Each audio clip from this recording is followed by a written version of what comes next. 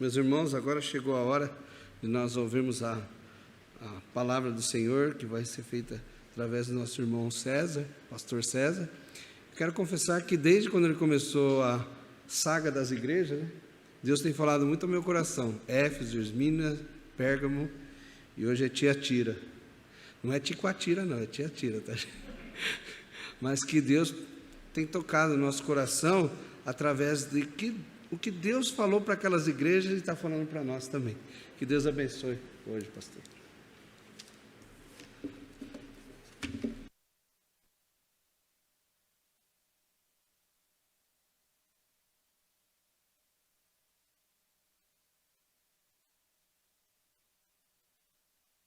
Irmãos,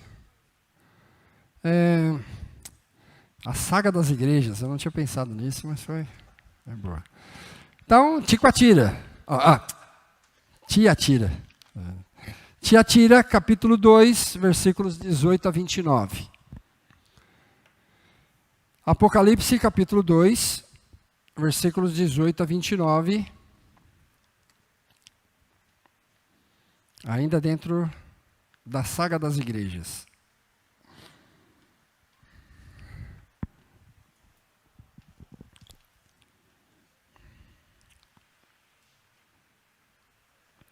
Ao anjo da igreja em Tiatira escreve: Estas coisas diz o Filho de Deus, que tem os olhos como chama de fogo e os pés semelhantes a bronze polido.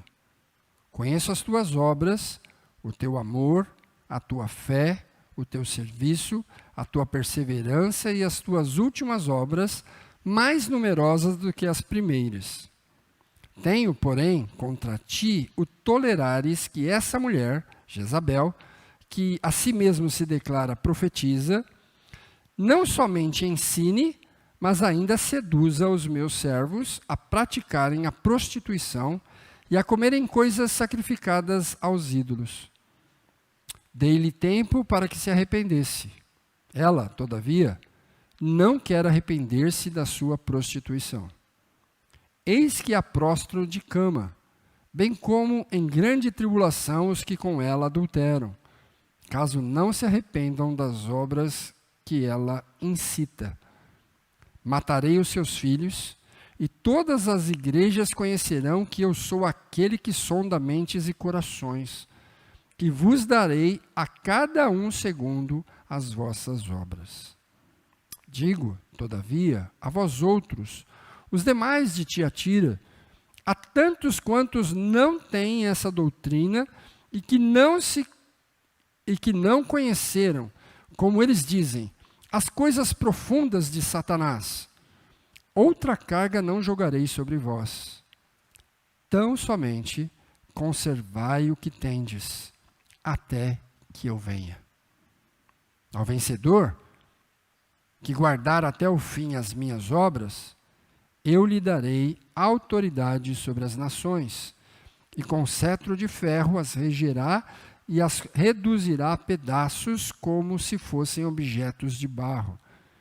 Assim como também eu recebi de meu Pai, dar-lhe-ei ainda a estrela da manhã. Quem tem ouvidos, ouça o que o Espírito diz às igrejas. Senhor, nós estamos estudando Tua Palavra e dominicalmente nós queremos aprender mais e mais da Tua vontade para a Tua igreja, para a nossa vida. E é isso que nós suplicamos mais uma vez. Que o Senhor tenha misericórdia de nós e modele a nossa maneira de pensar àquilo que o Senhor deseja para a tua igreja no século 21. Que nós não sejamos levados pela onda, não sejamos carregados pelo vento, mas que nós tenhamos base doutrinária para saber o que fazer na hora que precisa ser feito. E resistir e não fazer quando a situação exigir que não seja feita. Que a tua igreja possa espelhar a tua vontade aqui na terra. anunciando que Jesus Cristo é o Senhor. Por isso pedimos que o Senhor trabalhe individualmente em cada um de nós nessa noite e que, através da iluminação do Teu Espírito Santo, o Senhor possa mudar a nossa forma de pensar, a maneira como nós encaramos a vida.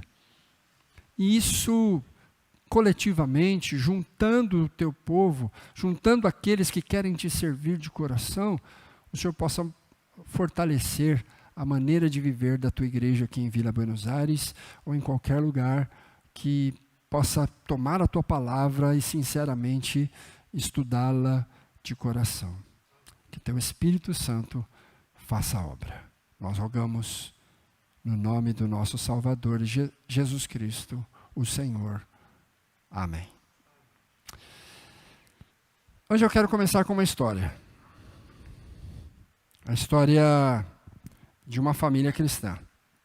Então, eu não tenho certeza se essa história é verdadeira ou não, se isso é fato verídico ou não, mas de qualquer maneira vai nos ajudar nesta noite a pensar um pouco sobre o que Deus tem para Deus disse para a igreja lá em Tiatira e que também serve para nós hoje.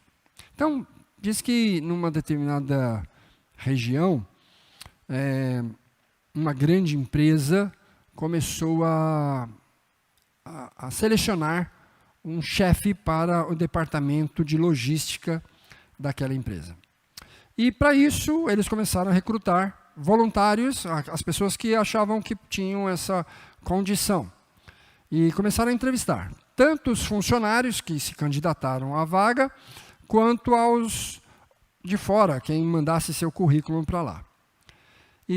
Mas para todos, a última pergunta era a seguinte: você está disposto a trabalhar até um pouco mais tarde? Uma vez que, na madrugada, a empresa recebia alguns produtos contrabandeados e outros sem nota, e precisava de alguém para receber esses produtos, e era o chefe da logística que faria essa recepção. E o salário era bem melhor do que os dos outros funcionários, né? Até porque tinha essa característica diferenciada dos outros cargos. E começaram a examinar, e tinha entre esses candidatos um cristão fiel a Deus. E esse irmão, na verdade, antes dele ir trabalhar nessa empresa, ele passou um bom tempo desempregado. Ele foi acumulando dívidas. E aí ele finalmente conseguiu, entrou para a empresa, e o salário não era muito alto, mas já dava para ele ir saldando. Ele foi saldando um pouco aqui, um pouco ali, um pouco aqui, um pouco ali, e foi passando o tempo, e ele foi, conseguindo equilibrar a situação e tal. E quando ele estava para respirar, quando já estava próximo de saldar todas as dívidas, a filhinha dele ficou doente, e aí, de novo, ele entrou em dívidas por causa da situação toda. E aí, orando ao Senhor, pedindo a Deus graça, e aí aparece essa grande oportunidade de ser alçado a chefe, que triplicaria o valor do seu salário. E ele já começou a pensar, bom, então se eu for realmente conseguir a vaga, eu vou poder pagar isso, pagar um plano para minha filha, e saldar as dívidas, e de repente vou arrumar meu carro, e fazer aquela reforminha lá em casa, tal. Começou a pensar um monte de coisa assim. E aí, quando ele foi entrevistado, a última pergunta foi a mesma para todos eles, E sempre o diretor dizia assim: olha, não precisa responder agora. Vai para casa, pensa. Amanhã você traz a resposta. Então imagina a luta desse irmão, Sair de lá, pensando em todas as dívidas, todos os problemas, e aquela tentação, e a situação toda conspirando para que ele pudesse aceitar aquela situação. E ele foi para casa muito consternado, chegou em casa, falou com a esposa, uma outra irmã fiel ao Senhor, e os dois ali pensando, puxa vida, o que nós vamos fazer? É a oportunidade da nossa vida, podia mudar a nossa história, tal. Vamos orar, e oraram, e ali fizeram o culto doméstico, com a filhinha do lado, pedindo orientação para o Senhor. Ele quase não dormiu aquela noite, virava para cá, virava para lá, virava para cá, porque no dia seguinte ele tinha que dar a resposta, e toda aquela situação. Então ele volta para a empresa, apreensivo, coração apertado, não dormiu direito, com dor de cabeça. E aí ele chega, o chefe, né, o diretor, né, vai perguntar para ele, qual é a sua resposta?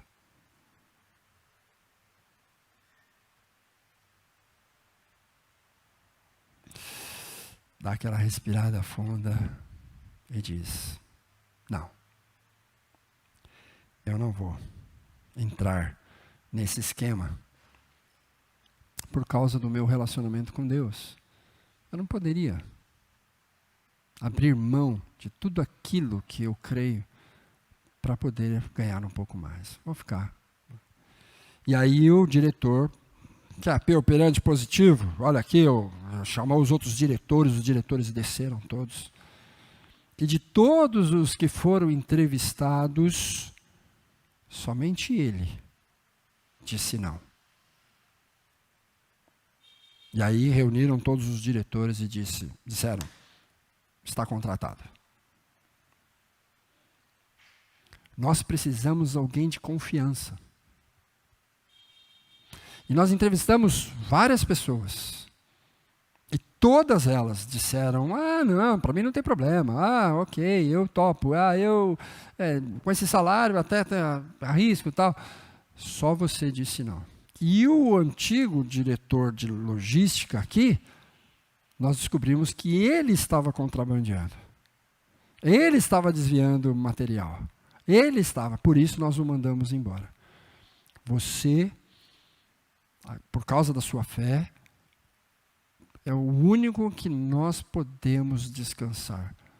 Porque já sabemos que você é alguém confiável. E ele era confiável porque resolveu viver como um servo de Deus. E por isso foi aprovado. Diante dessa história, voltemos aqui para o texto. O Senhor Jesus examinando a história de vida daquela igreja que estava nesta cidade, em Tiatira, porque a cidade de Tiatira, entre todas as cidades ali, dessas 7 cidades propostas aqui, nessa saga das cidades, aqui tem menos importância histórica. Entre todas, ela é a mais apagada, a mais simples de todas as cidades ali. Ela ficava localizada num vale, com apenas uma fortaleza para protegê-la. Era uma cidade comercial, com sociedades de comércio, né, com aquelas associações comerciais, de tecelães, de tintureiros, coureiros, curtidores, oleiros e etc. Mas tudo simples, tudo pequeno, nada assim vultuoso. Cada uma dessas sociedades, porém, tinha um deus patrono. Tinha um Deus em que era o protetor daquele ofício, daquele grupo, né? Era tido como o abençoador dos que trabalhavam naquela profissão, e por isso eles cultuavam através de jantares culticos, jantares em que a comida era oferecida para esses deuses, e depois os celebrantes sentavam ao redor da mesa para comerem aquela comida que tinha sido abençoada por aqueles deuses, e eles então sairiam de lá mais fortalecidos para desenvolverem melhor os seus ofícios durante a semana. E esses jantares são aqueles que nós já vimos lá em Pérgamo, né? Que eram aqueles jantares que, vez por outra, lá em Pérgamo era sempre, mas aqui, vez por outra, terminavam em orgias. E, além disso, a cidade cultuava Apolo, que era o deus Sol. Então, vejam, é uma cidade da época da Ásia Menor, igual a praticamente todas as outras. Mas Deus plantou uma igreja lá. Deus derramou sua graça e alguns irmãos viviam sua fé numa cidade assim. Então o Senhor Jesus, ao enviar o seu anjo para falar através de João, revelando para ele, trazendo a revelação sobre a igreja de um modo geral, vai falar através desta igreja lá em Tiatira. E o interessante é que Jesus se apresenta como o Filho de Deus, que tem olhos como chama de fogo e pés semelhante a bronze polido. A gente já viu isso na descrição lá, que bronze polido é aquele que é polido por uso, né? Ele está andando no meio da igreja, e as chamas de fogo são aquelas que penetram profundamente e conhecem de dentro para fora. São aquelas que ninguém engana. Não adianta você vir com fantasia não, que ele consegue enxergar lá dentro. Então, é nesse sentido que Jesus está se apresentando aqui como o Filho de Deus. E, interessantemente, quando ele fala com essa igreja, ele faz um grande desafio para esta igreja.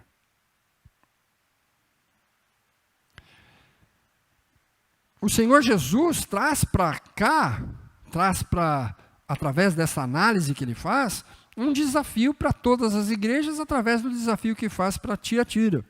O primeiro desafio que lançado aqui, a primeira forma de você responder a esse desafio, é o desafio da pureza. E aí entra de novo a questão da Jezabel.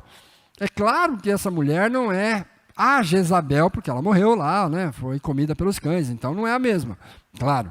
É alguém que está se tomando a forma, o jeito, as características daquela Jezabel. Por isso ela é conhecida aqui pelo Senhor, está sendo apontada como sendo a Jezabel da igreja lá de Tiatira. E o que ela fazia? Ela estava seduzindo o povo de Deus, na verdade estava conduzindo e ensinando o povo de Deus a viver de maneira que Deus não mandou viver. E de alguma maneira, esta mulher, que está sendo chamada de Jezabel, assumiu algum tipo de liderança, algum tipo de proeminência na igreja, porque ela é chamada de profetisa. Ela é uma profeta, ela é uma ensinadora dos caminhos de Deus. O grande problema é que o ensino que ela desenvolve, ou a profecia que ela levanta no meio da igreja, é, na verdade, contrário à vontade de Deus.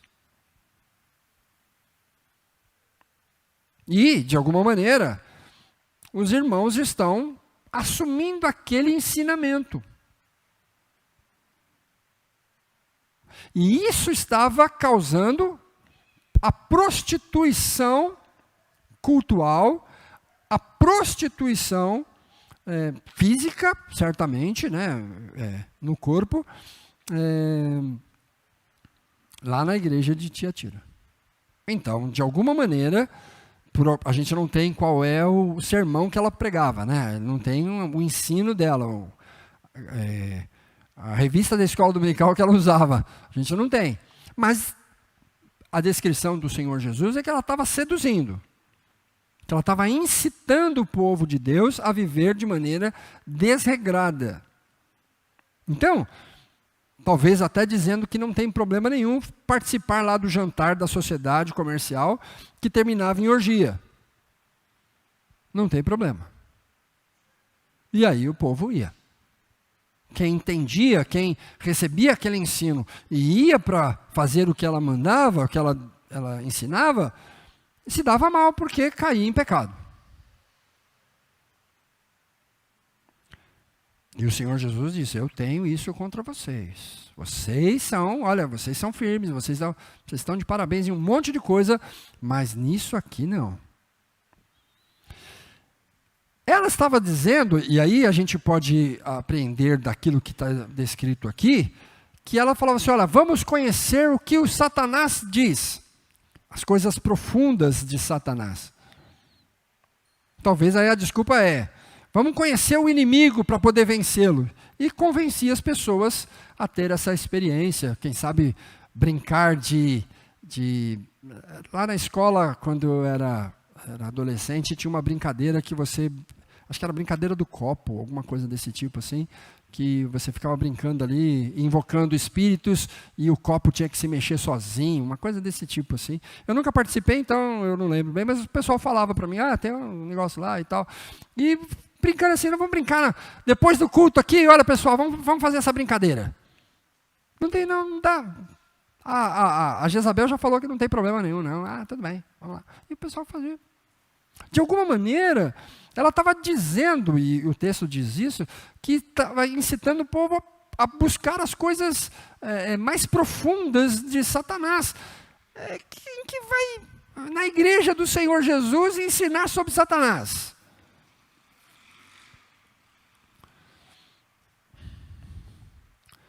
E às vezes eu vejo alguns programas de televisão gospel, os programas em que Satanás tem rede exclusiva para falar no microfone o tempo que ele quiser. O cara faz entrevista com o diabo. É umas coisas que não faz nenhum sentido. Eu, quando era seminarista, eu tinha que nós tínhamos uma matéria que exigia que a gente fizesse estudo de campo. Então nós fomos divididos em equipes, cada um ia para uma igreja, e eu fui numa dessas igrejas, e foi uma coisa bem, bem chocante para mim, porque o pastor lá na frente, em determinado momento do culto, ele começou a falar com o diabo, e uma pessoa manifestou, e os diáconos levaram ela lá na frente, e aí, como é seu nome? Eu sou Tranca-Rua. Ele começava a entrevistar o diabo, né? E aí ele fez umas coisas assim bizarras. Ele jogou, igreja grande, jogou o sapato longe assim, o sapato dele mesmo, ele jogou longe. E disse pro endemoniado: vai buscar o meu sapato. O endemoniado: não vou. E aí ele disse: vai ou não vai à igreja? Todo mundo: vai. Estádio de futebol. Vai. Aí o cara foi lá, pegou o sapato. Na volta ele falou: não. Vai voltar de joelhos. Não vou voltar de joelhos.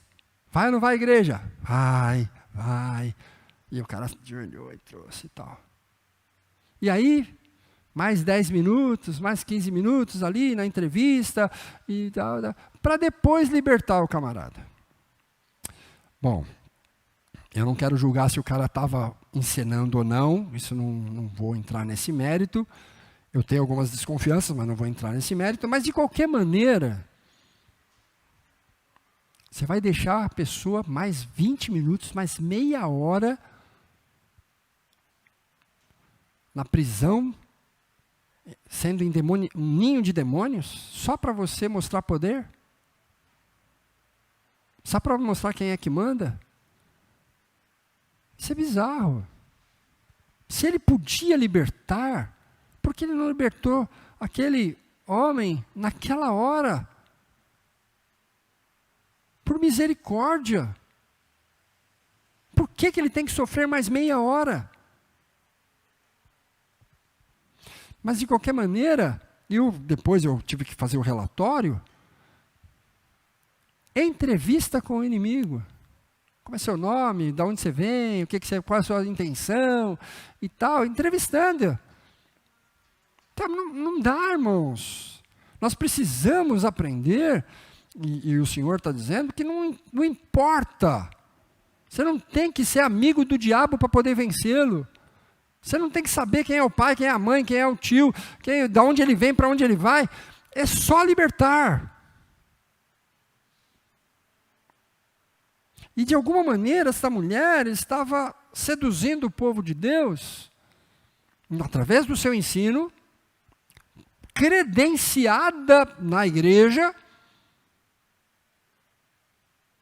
ensinando coisas profundas de Satanás. A segunda coisa que esse desafio traz é a intolerância a esse falso ensino. A igreja de Tiatira estava sendo desafiada a não aceitar que esta mulher fizesse isso dentro das quatro paredes da igreja, dentro do acampamento da igreja. Não é possível. Não só ela, mas alguns membros que a seguiam, que estavam influenciados e também, consequentemente, influenciando, começaram a cair na imoralidade, em culto a outros deuses. Essa é a questão da causa e efeito. O fruto de uma doutrina falsa é uma falsa vida espiritual. Então nós não podemos, e o desafio de Tiatira é exatamente esse, que eles não deveriam aceitar que alguém que pensasse assim, que ensinasse essas coisas, essa heresia, fosse alguém que estivesse à frente da igreja, com um microfone na mão, pronta para cada vez seduzir mais. E mesmo aqueles que já estavam seduzidos, eles pudessem estar nas casas ensinando, e é impressionante como os falsos profetas têm uma disposição para o serviço. É impressionante. Você pode chamar ele 3 horas da manhã, o cara levanta e vai.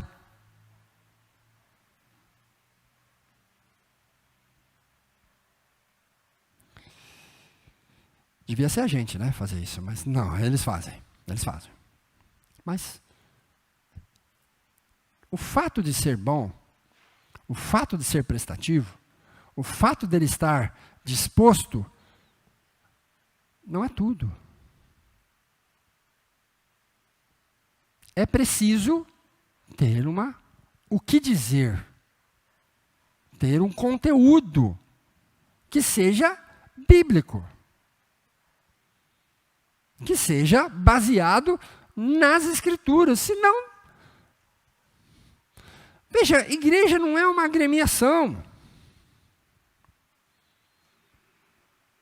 É uma casa de Deus. É o lugar onde Deus tem que falar através do seu Espírito Santo.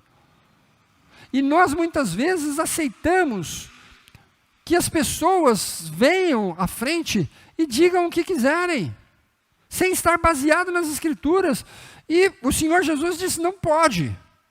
Vocês estão tolerando que essa mulher faça isso. Isso é inaceitável. Eu já dei tempo para ela se arrepender e ela não se arrependeu. Então, eu vou agir. As coisas não vão ficar assim. Não podem ficar assim. E vejam o que o Senhor Jesus diz, que ela vai se dar mal, os filhos vão se dar mal, e todos aqueles que a seguem vão se dar mal. Se não houver arrependimento, não vão sobreviver. Não dá para brincar com Deus e achar que vai se dar bem no final. Não dá para fingir que é cristão e achar que vai se dar bem no final.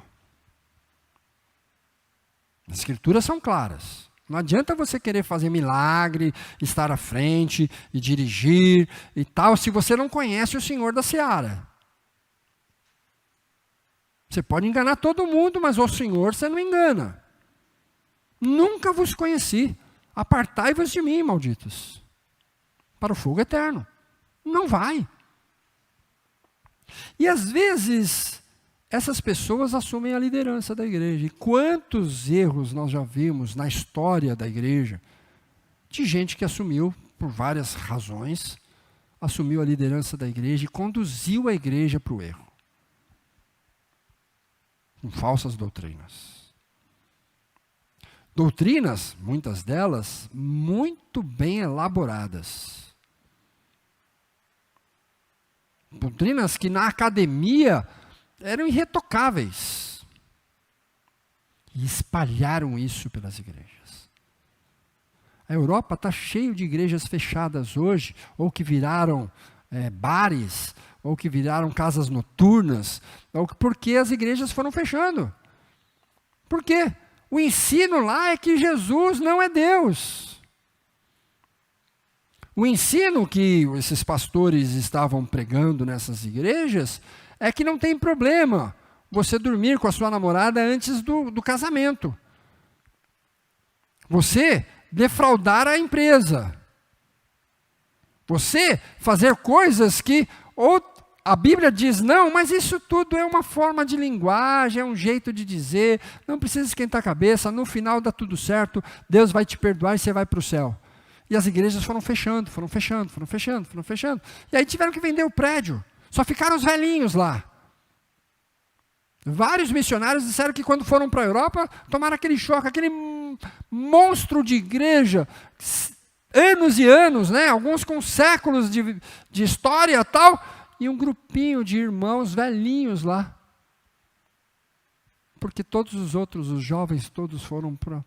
E não está fechando, e à medida que vai morrendo aqueles lá, acabou. Por quê? Porque foi permitido que alguns ensinassem o que as Escrituras não dizem. Então, o desafio é que a gente não tolere. Não tolere. E não importa o título, tá bom?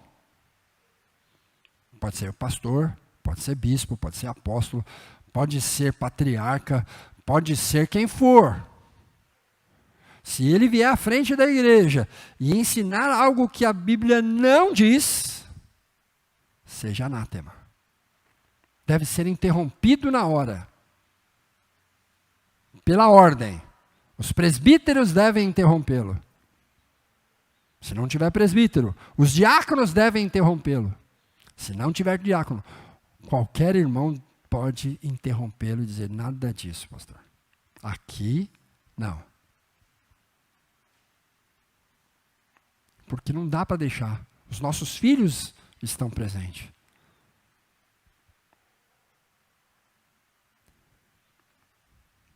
Terceira forma que foi trazido para o desafio para a igreja lá em Tiatira, estou falando Ticoatira por causa do Hércio.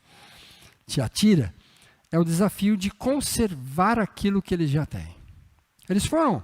A igreja foi fundada lá em Tiatira através da obra dos missionários.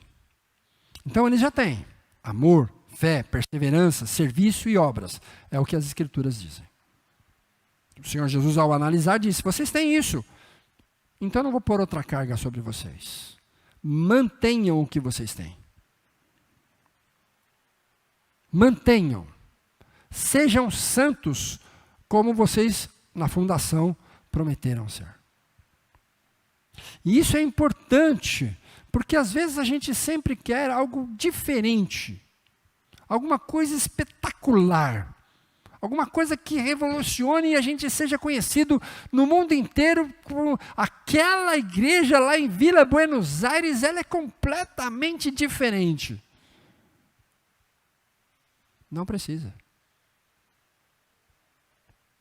Não é isso que agrada a Deus, ser diferente. Se for diferente, é diferente, mas não é para a gente ser diferente. Porque o que Deus quer é fidelidade. Que você cumpra apenas aquilo que... E é interessante como a gente é infantil nisso. Porque muitas das vezes A gente busca o novo, a gente busca o diferente, a gente busca o extraordinário, e para compensar o que a gente não faz no ordinário. Para compensar aquilo que a gente não cumpre nas coisas simples. E a gente fica tentando achar um negócio assim que revolucione. Então, como eu fico impressionado como as coisas são de fáceis manipulações. Como a gente consegue mexer com as pessoas. Eu já contei aqui para os irmãos que em determinada igreja que eu fui, o pastor entra com uma Bíblia gigantesca e ele não participa do culto. Ele está fora do culto. Ele entra só na hora de pregar. E ele entra marchando.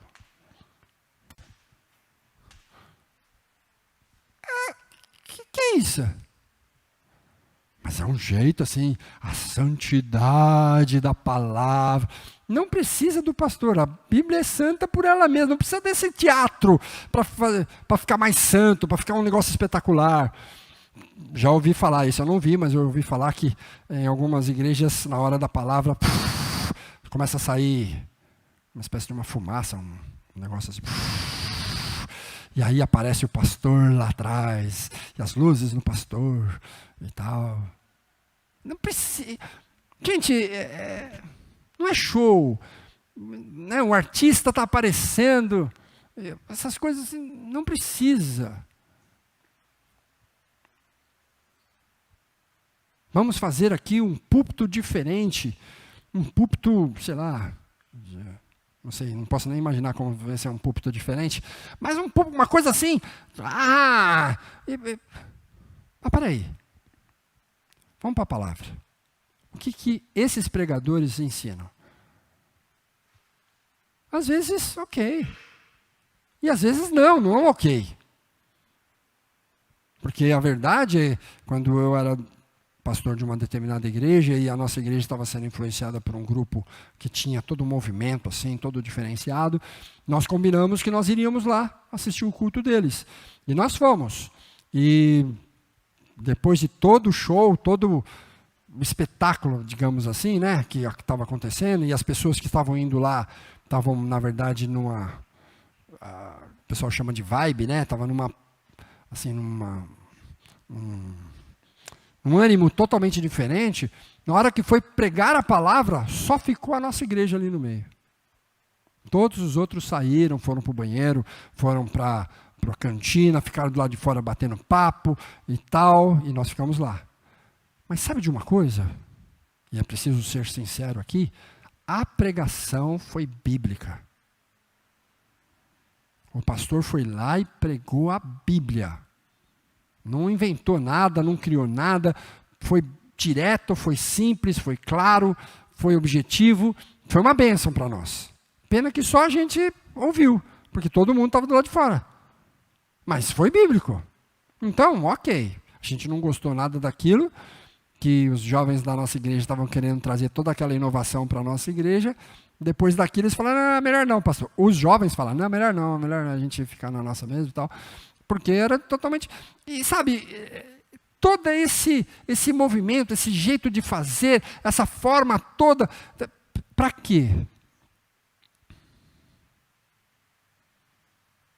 Se tem um objetivo, e esse objetivo está sendo alcançado, não estou aqui criticando. Mas se é só para oba-oba, só para fazer diferente, só para ser inovador, só para ter essas coisas, a gente tem que parar um pouco para pensar. Porque às vezes se esconde uma fraca doutrina. E aí não dá. E é exatamente isso. Se você já entendeu o amor de Deus, você tem que permanecer neste amor. Você já entendeu que você é um servo que vai servir ao Senhor e está disposto a isso, você tem que permanecer neste serviço. Se você foi chamado para a obra do Senhor, na proclamação do seu evangelho, no louvor ao seu nome santo, você tem que permanecer naquilo que você recebeu. Você não precisa de mais nada, o Senhor não está cobrando mais nada de você. Ele só quer que você seja fiel naquilo que Ele te deu para fazer. como igreja. E o desafio é guardar as nossas grandes ideias por amor ao Senhor. E seguir a ideia dele por amor ao Senhor. Então, talvez você também sofra com isso. Muitas vezes nós somos forçados pelo mundo, pela sociedade, pelos amigos, pelos líderes, a deixarmos de servir a Deus e expondo, portanto, o nosso corpo ao pecado, ou ainda a nossa mente ao pecado, ou ainda a nossa fé. E o pior, às vezes as três coisas juntas. Como se isso ajudasse a gente a nos aproximar de Deus. E recebendo às vezes um ensino que dizendo que não tem problema. Isso não influencia em nada. Mas a Bíblia chama isso de prostituição espiritual. E num contexto desse é preciso permanecer fiel aos ensinos das Escrituras. Ainda que seja difícil exercer essa tarefa, é o que Deus requer de nós. Nós precisamos ser intolerantes ao falso ensino, à heresia, à humanização do ensino bíblico. Nós não podemos aceitar que a nossa vida seja contaminada. E nós devemos ser puros. Nosso corpo deve ser puro, a nossa mente deve ser pura, a nossa fé deve ser pura. Nós devemos lutar por isso.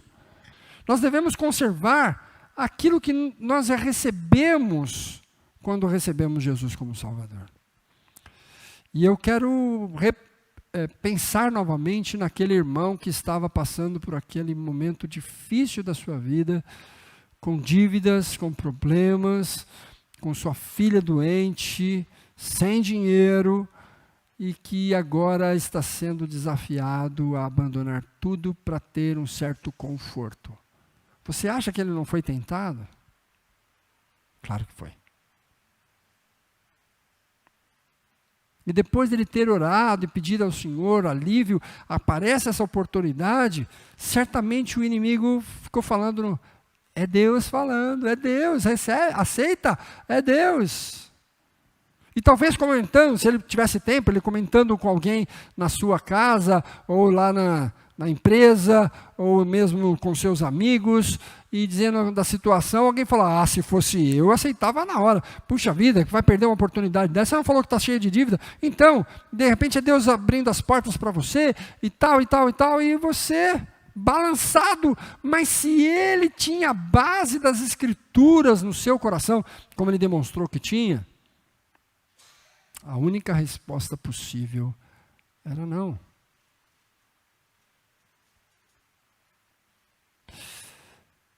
E é isso que Tiatira nos ensina. Você não precisa conhecer as coisas profundas do inimigo. Você não precisa de ideias mirabolantes. Você não precisa de ensinamentos tão diferentes daqueles que você sempre recebeu numa igreja fiel.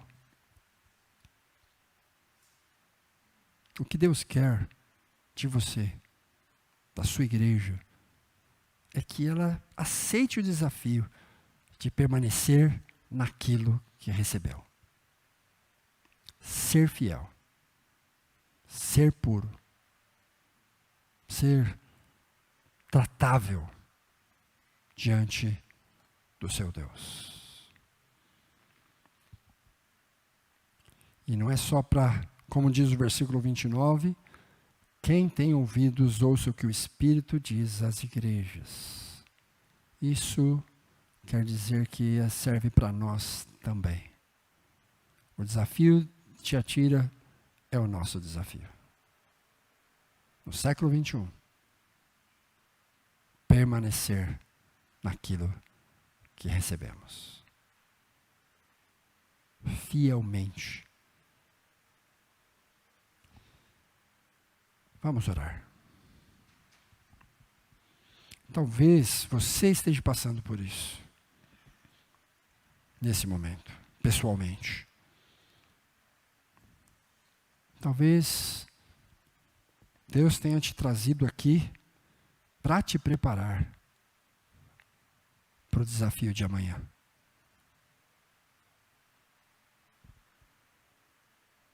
Oremos ao Senhor. Santo Deus, nós queremos ser fiéis. Nós queremos aceitar esse desafio de confiar no Senhor como o nosso Deus, como o nosso sustentador, mais e além do que tudo que podemos imaginar. Nem sempre a nossa capacidade de imaginar as coisas é tão grande, Senhor, das ciladas que o inimigo pode armar contra nós, mas nós queremos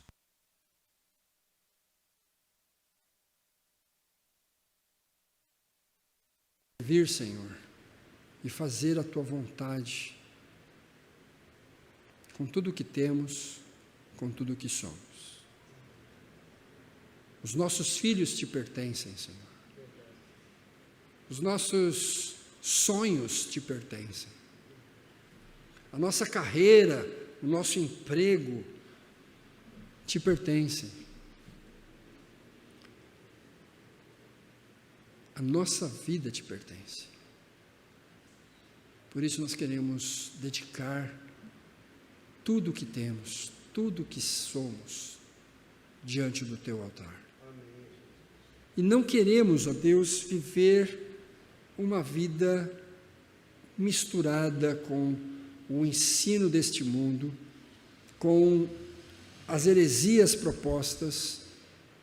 A nossa vontade, diante do desafio que o Senhor lançou à igreja de Tiatira, é que nós também permaneçamos no conhecimento da Tua palavra. E conhecendo a Tua palavra e conhecendo ao Senhor, nós possamos permanecer firmes, fazendo aquilo que Te agrada em toda e qualquer circunstância. Por isso suplicamos a Tua bênção, que seja gravado em nosso coração a Tua palavra, para que possamos Te servir sempre. E enche-nos da alegria de perceber o privilégio que é servir ao Senhor. E que isso faça toda a diferença para cada um de nós e para nós como coletividade. Estarmos a serviço do Rei dos Reis. Em nome de Jesus nós oramos. Amém.